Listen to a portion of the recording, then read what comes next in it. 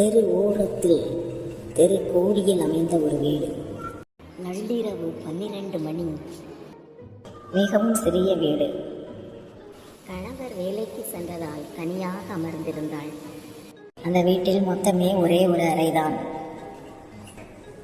திடீரென்று பின்பக்க கதவு வழியாக டக் டக் டக் என்று தட்டும் சத்தம் கேட்டது. பின்பக்க கதவு தாழ் சரியாக இல்லாததால் அந்த பெண் மிகவும் பயந்து அந்த கதவை பிடித்து கொண்டிருந்தாள். கதவு பலமாக தட்டப்படும் சத்தம் தொடர்ந்து கொண்டே இருக்க, தண்ணீர் பிடிக்கிற அந்த பிளாஸ்டிக் ட்ரம்மை எடுத்து கதவோரமாக அந்த பெண் சாத்தி வைத்தாள். சத்தம் போட்டு பக்கத்தில் உள்ளவர்களை கூப்பிடக்கூட வாய் வரவில்லை. யார் யார் என்று கேட்டால் பதில் இல்லை.